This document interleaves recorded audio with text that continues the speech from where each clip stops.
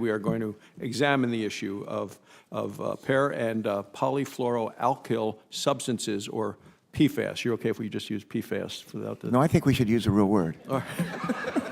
That'll double the length of the hearing. Well, PFAS are a large class of chemicals known for their resistance to both oil and water. Since the 1940s, PFAS has been used in a broad array of industrial, commercial, and consumer applications, including nonstick cookware, waterproof clothing, stain-resistant fabrics, food packaging, and aqueous film-forming foams.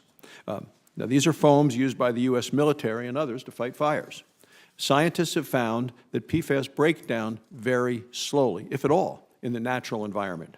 They've also found that some accumulate in the human body. These chemicals travel through water, through air, through soil, and humans absorb them through ingestion, inhalation, and their skin. It's estimated that about 97% of Americans have detectable concentrations of PFAS in their blood. Scientists believe that PFAS are associated with negative health effects, and more research is needed. So to date, scientists have detected PFAS pollution in nearly every state. It appears to be concentrated in communities adjacent to, nearby, or downstream from military bases, from airfields, from airports, from firefighting facilities, and chemical manufacturing and processing facilities. So today we're going to hear from four very qualified witnesses representing 3 federal agencies: the Environmental Protection Agency, the Department of Defense, and Health and Human Services. This is the first congressional hearing where all 4 witnesses from the relevant agency will testify on the same panel, so we're looking forward to hearing from all of you today. This will give us a chance to hear how the administration is addressing this important issue. Last month, EPA released its PFAS action plan.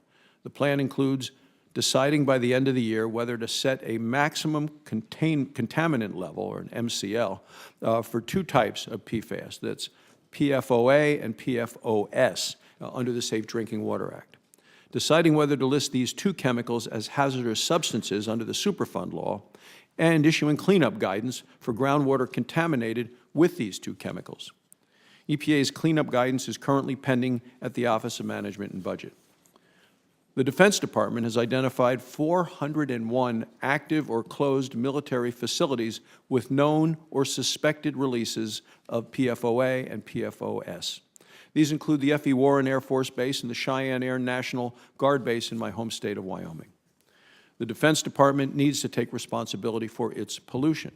Most rural communities can't afford to clean up this contamination.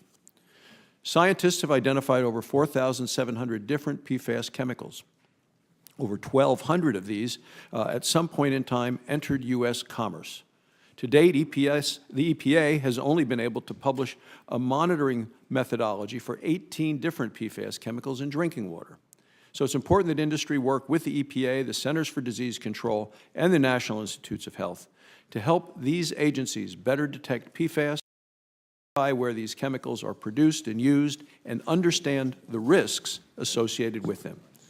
So in addition to the federal agency response, I'd like to take a moment and highlight the bipartisan work that Ranking Member Carper and I and members of the committee have done on helping address this issue in our America's Water Infrastructure Act, which was signed into law by President Trump in October of last year. This committee, along with our House counterparts, placed several provisions in the legislation to help address PFAS. These include new grant opportunities for states to address contaminants that are present or likely present in public water systems or underground drinking water sources. These grants will assist states with small and disadvantaged communities to promptly address problems associated with testing, with treatment, and with remediation of contamination sources such as PFAS.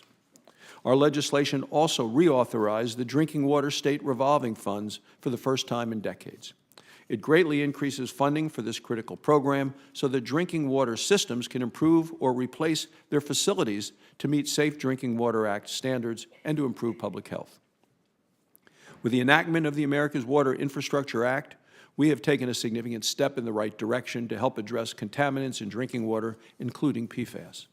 So we hope that this hearing can help the committee assess the next steps on PFAS. Working together, we are committed to continue to find bipartisan solutions to address this important issue. And